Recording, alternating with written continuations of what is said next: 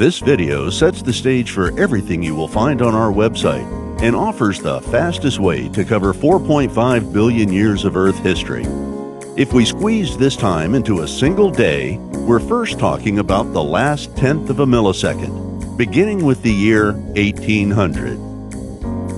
Back then, shortly after the United States of America was founded, the average American had to live on $200 a month. In today's money, not much more compared to the incomes in ancient Rome 1800 years earlier. Can you imagine living on $200 a whole month? But then, within just 150 years, American incomes increased sevenfold.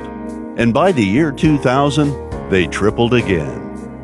While this happened in the U.S., almost the entire world got the same boost. On average, each of 7 billion people on our planet today is 11 times richer than their 1 billion ancestors 200 years ago. Within a very short time span, we were able to make the global economy 77 times bigger. But recently, something has changed. After the year 2000, the majority of people on our planet have seen income stagnate or decline, and the miracle of seemingly eternal growth has ended. America's poorest households lost 15% of their purchasing power within the last 15 years, and everyone but the highest earners saw stagnating or shrinking incomes. A dip in resource prices made 2015 look a little better, but unfortunately, that is just a temporary blip which isn't here to stay. To understand how we got where we are and where we are going from here, we will take you back to the very beginning of our imaginary Earth Day, 4.6 billion years ago, when the Sun, a key protagonist in our story, emerged from a gravity-driven collapse of a dust cloud. Around 4.5 billion years ago, a small speck of interstellar dust began cluttering up as the third planet of our solar system. This place, now called Earth, was hot and dry until water began precipitating on its surface, forming rivers and oceans, where we assume that life first emerged. About 2 billion years later, a true miracle happened. Tiny bacteria began using sunlight as an energy source, turning water and carbon dioxide into sugars while releasing the oxygen we are breathing today.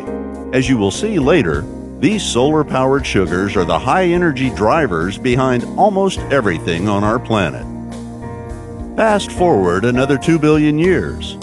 Animals and plants have evolved from those tiny single-celled organisms rapidly populating oceans and land. While plants pretty much look the way they do today, the animal world was still in for a lot of change. Fueled by catastrophic events eradicating old and making space for new life forms. Meteorites, volcano eruptions, and toxic gases contributed to those mass extinctions. One took place around 250 million years ago, paving the way for dinosaurs, who got kicked into oblivion by another catastrophe 200 million years later. This time, the void enabled the rise of mammals.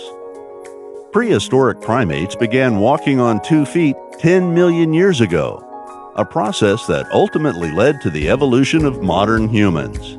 On our imaginary Earth Day, our species, Homo sapiens, is a very recent invention.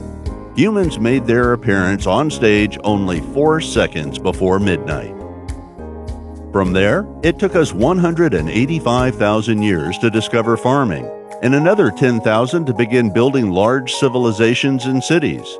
That's also where we learned to sail the 7 seas. And 500 years ago, we had found and populated every inhabitable spot on the planet. At that time, most people were living as self-sufficient farmers, counting on the right mixture of rainfall and sunlight, on good soil, healthy draft animals, and enough helping hands to survive. Back to the last millisecond on Earth Day, around the year 1750, we figured out coal, oil, and natural gas can power mechanical devices. After making baby step after baby step since our debut on the planet, those fossil fuels sent us into supersonic mode by enabling what we now call the Industrial Revolution. It was started with the arrival of the steam engine, rapidly followed by many other mechanical and electronic gadgets. The Green Revolution made it possible to grow much more food on much less land by using fertilizers, enhanced seeds, and mechanized equipment. All this helped us feed more and more people, and it made those people incredibly wealthy compared to the past, until recently, as we learned in the beginning of our story. Stay tuned to see what made us so rich, why this won't continue, and why this doesn't need to be a bad thing.